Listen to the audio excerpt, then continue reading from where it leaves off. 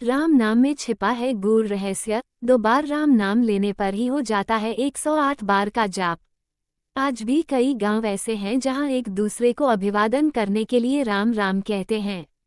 लेकिन जरा सोचिए, भगवान राम का नाम अभिवादन करते समय एक बार भी तो ले सकते हैं, लेकिन ऐसा नहीं है।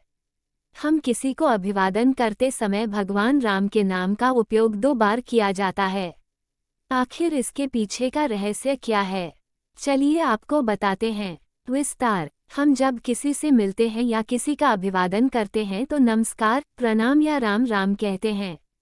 किसी को अभिवादन करना हमारी संस्कृति ही नहीं, सभी संस्कृतियों का अभिन्न अंग है। और यह परंपराएं किसी कारण से बनी होती है। जैसे किसी को राम राम बोलने की परंपरा। पुराने समय में गांव हो या शहर, सभी जगह अभिवादन हेतु भगवान का नाम लिया जाता था।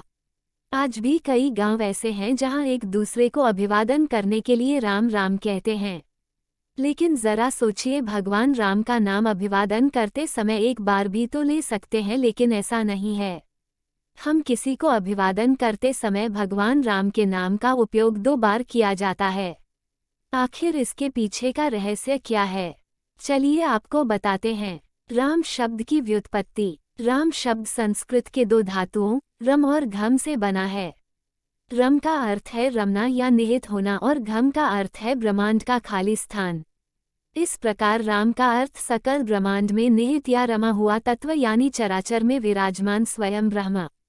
शास्त्रों में लिखा है, रमन्ते योगिनः अस्मिन् सा राम उच्यते, अर्थात योगी ध्यान में जिस शून्य में रमते हैं उसे राम कहते हैं। अभिवादन के समय राम नाम 2 बार क्यों बोलते हैं? राम राम शब्द जब भी अभिवादन करते समय बोल जाता है तो हमेशा 2 बार बोला जाता है। इसके पीछे एक वैदिक दृष्टिकोण माना जाता है। वैदिक दृष्टिकोण के अनुसार पूर्ण ब्रह्म का मात्रिक गुणांक 108 है।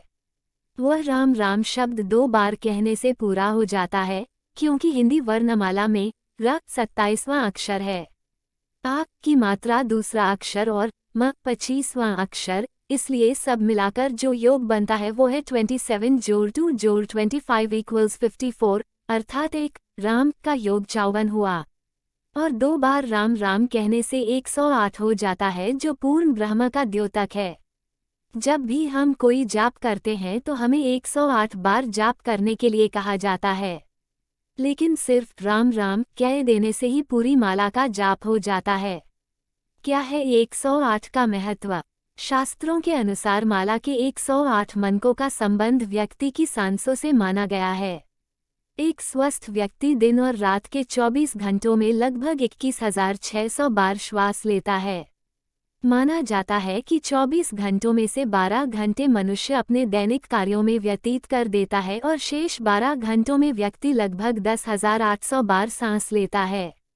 शास्त्रों के अनुसार एक मनुष्य को दिन में 10,800 ईश्वर का स्मरण करना चाहिए। लेकिन एक सामान्य मनुष्य के लिए इतना कर पाना संभव नहीं हो पाता है। इसलिए 2 शून्य हटाकर जप के लिए 108 की संख्या शुभ मानी गई है, जिसके कारण जाप की माला में मनकों की संख्या भी 108 होती है। 108 का वैज्ञानिक महत्व। यहाँ हम अगर वैज्ञानिक तथ्य की बात करें तो 108 मनके की माला और सूर्य की कलाओं का एक दूसरे से संबंध माना गया है। वैज्ञानिक तथ्य के अनुसार एक वर्ष में सूर्य 2,16,000 कलाएं बदलता है। इसमें वह 6 माह उत्तरायण रहता है और 6 माह दक्षिणायन रहता है। इस तरह से 6 माह में सूर्य की कलाएं 1,08,000 बार बदलती हैं।